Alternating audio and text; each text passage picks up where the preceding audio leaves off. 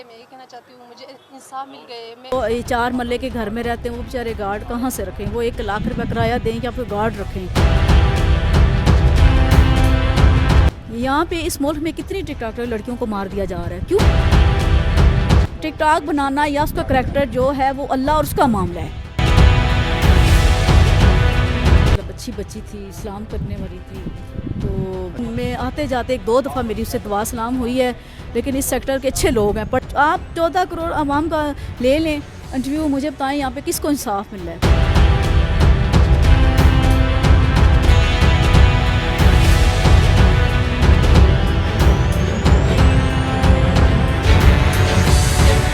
नाज़रीन, आपका मेज़बान असलम मूसा आपकी खिदमत में हाजिर है और आप देख रहे हैं लाहौर की बातें।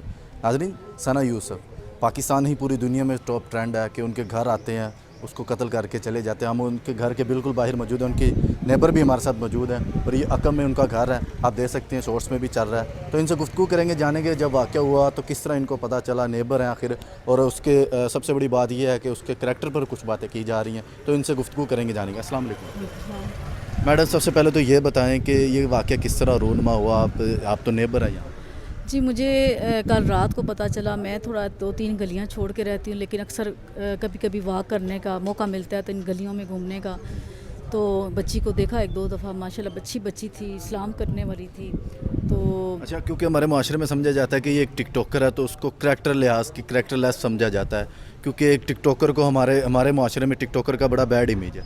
तो आप इस वाले से क्या कहना चाहेंगे? अगर टिकटॉकर का इतना ही बुरा है तो मुझे बताएं, हमारे सियासतदानों तो आजकल सारे टिकटॉकर बने हुए हैं, क्या लेडीज़ क्या जेंट्स सारे टिकटॉकर हैं। फिर उनको भी मार दिया जाए। गरीब घर की टिकटॉक बनी है तो उसको क्यों मारा जा रहा है? यहाँ पे इस मुल्क में कितनी टिकटॉकर लड़कियों को मार दिया जा रहा है, क्यों मारा जा रहा है? या फिर आप अपने ऐसे कानून बनाएं, टिकटॉक को बैन लगा दो, ना करने दो आप तो। अच्छा। ना सियासतदान टिकटॉकर बने। अच्छा, 3 मौक़िफ़ इस तरह इस टाइम ज़ेर बहस है सोशल मीडिया पे, पाकिस्तान के स्ट्रीम मीडिया पे, सब पे, कि उसके ऊपर कभी कहते हैं जी उसका रिलेटिव था, कभी कहा जाता है जी कुछ मतलब स्नैचिंग के लिए आया था तो उसने फ़ोन स्नैच करने के बहाने उसको कत्ल किया। क्या क्या कहते हैं आपको इसके बारे में रियलिटी क्या है? नहीं, वो तो उसका पर्स या मोबाइल छीनने नहीं आया था। अगर कोई पर्स मोबाइल छीनने आता तो वो इस तरह है, वो नीचे एक अलग फैमिली रह रही है, ऊपर एक फैमिली अलग रह रही है, तो उसकी इतनी ज़रूरत कि वो कमरे में जाके वो सिर्फ उसको मर्डर करने आया था, वही उसका निशाना था। ये वल्लाह आलम उसका कज़न था या कौन था हमें नहीं पता, लेकिन उसका फ़ोन भी ले गया, तकरीबन 6 लाख की मलकियत बताया जा रहा है। देखिए, फ़ोन तो अक्सर वो इसलिए लेके चला गया होगा, क्या पता उसमें कोई राज हो या उसको जो भी मिला वो लेके चला गया है, मोबाइल लेके चला गए तो। लेकिन ये सोचे समझे या कोई ऐसे दुश्मनी भी हो सकती है अभी, क्योंकि ये जो फैमिली है वो भी अपने आबाई घर जा चुकी है जनाजा लेके। ये भी एक सवालिया निशान है कि फैमिली उनकी ना स्क्रीन पर आना चाह रही है, ना किसी किस्म की गुफ्तगू करना चाह रही है। देखिए, अभी तो वो गम में है ना, तो एक बेटी का भी जनाजा उन्होंने दफनाना है, उसके बाद वो आएंगी। तो उनको पता है वो अगर आ भी जाती हैं तो हमारा मीडिया, हमारी पुलिस, हमारी अदालतें क्या उनको इंसाफ दे देंगी? क्या आप मुतमईन नहीं है हमारी जो अदालतें? मैं तो बिल्कुल नहीं है। मैं क्या, पूरी ये 14 करोड़ आवाम नहीं है। नहीं, आप 14 करोड़ आवाम का ले लें इंटरव्यू, मुझे बताएं यहाँ पे किसको इंसाफ मिल रहा है? दिन दहाड़े यहाँ पे रेप के केस छोटी बच्चियों के साथ हो रहे हैं, दिन दहाड़े हो रहे हैं। मुझे बताएं, एक ज़ैनब का केस हुआ, उसके बाद कितने केसों की लाइनें लग गई हैं।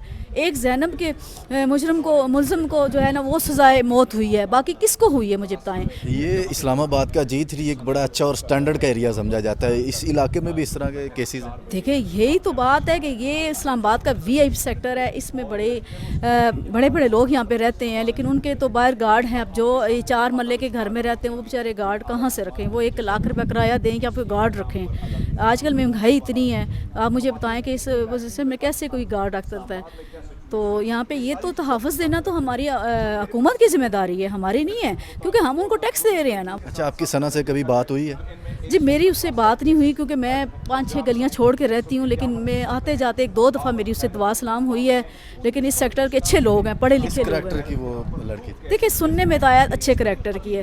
देखिए, करैक्टर उसका जो भी है, मुझे एक बात बताएं, क्या हमारा इस्लाम हमें इजाज़त देता है? देखिए, वो टिकटॉक बनाना या उसका करैक्टर जो है वो अल्लाह और उसका मामला है, वो हमारा मामला नहीं है।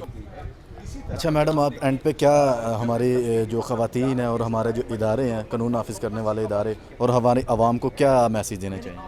میں تو پوری عوام کی طرف سے آپ کو یہ بات بتا دوں، یہ چند دن میڈیا بھی شور کرے گا، چند دن حکومت بھی کرے گی، لیکن ابھی تک میرے خیال ہے حکومت کا کوئی بندہ یہاں آ کے کھڑا ہو کے کسی نے اس کے حق میں ایک جملہ نہیں کہا۔ مجھے بتائیں کیا ہوگا؟ کیس چلا جائے گا، کیس چلے گا۔ اب میں ایف آئی آر دیکھ رہی تھی، وہ اتنی مضبوط ایف آئی آر نہیں ہے۔ کیوں کہ دیکھیں جو عام عوام ہوتی ہے اس کو پتہ ہی نہیں ہوتا کہ میں نے ایف آئی آر درج کیسے کر رہی ہے، سب سے پہلے بات ہے، کیونکہ میں خود وکیل ہوں، مجھے پتہ ہے کہ ایف آئی آر کیسے درج ہوتی ہے۔